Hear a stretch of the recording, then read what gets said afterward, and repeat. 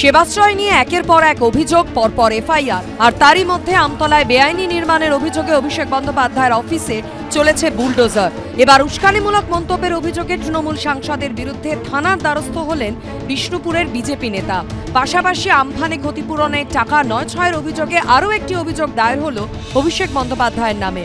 দক্ষিণ ২৪ পরগনার আমতলায় এই অফিস থেকেই নিজের সংসদীয় এলাকায় কাজ পরিচালনা করতেন অভিষেক বন্দ্যোপাধ্যায়।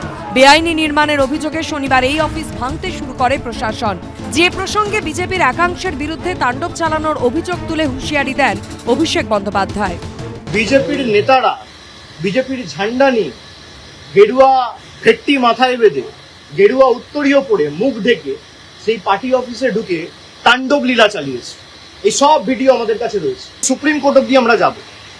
ভিডিওয় যাদের দেখা গেছে তারা কেউ কিন্তু বাঁচবেন না।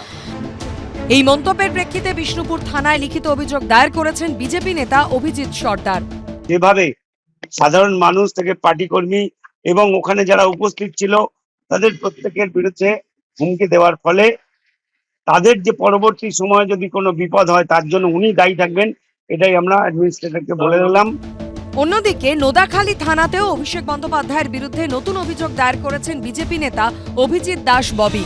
তার অভিযোগ, বজবজ ২ নম্বর ব্লকে ঘূর্ণিঝড় আমফানে ক্ষতিপূরণের টাকা বন্টনে দুর্নীতি হয়েছে। একই নাম এবং মোবাইল নাম্বার ব্যবহার করে একাধিক উপভোক্তার নামে সরকারি টাকা তোলা হয়েছে বলে অভিযোগ। প্রায় ৩০ কোটি টাকা নয় ছয়ের অভিযোগ তুলেছেন বিজেপি নেতা। অভিষেক বন্দ্যোপাধ্যায় সহ ৫ জনের বিরুদ্ধে অভিযোগ দায়ের করা হয়েছে। ক্ষতিগ্রস্ত ঘরগুলোর কেউ টাকা পায়নি। প্রায় ৩০,০০০-এর মতো ঘরকে এখানে জমা দেওয়া হয়েছে। প্রচুর পরিমাণে ভুয়া ডকুমেন্টস, ভুয়া নাম, ভুয়া অ্যাকাউন্ট দিয়ে টাকাগুলো সব তুলে নেওয়া হয়েছে। আমরা তো কোনো কেসের মেরিট নিয়ে কোনো কথা বলতে পারবো না, কিন্তু টাইমিং এবং টার্গেট এই দুটি শব্দ খানিকটা বোঝাই যাচ্ছে যে একটা রাজনৈতিক বাতাবরণে কাকে কাকে কিভাবে লক্ষ্য করে একের পর এক অভিযোগ ব্যতিব্যস্ত করে রাখা।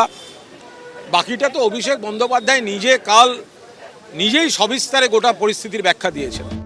এর আগে কখনো মাটি চুরির অভিযোগ, কখনো সেবাশ্রয়ে ভুল চিকিৎসার অভিযোগেও অভিষেক বন্দ্যোপাধ্যায়ের বিরুদ্ধে পুলিশে এফআইআর দায়ের হয়েছে।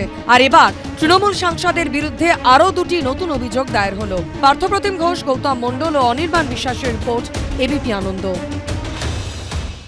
এবিপি আনন্দ, এগিয়ে থাকে, এগিয়ে রাখে।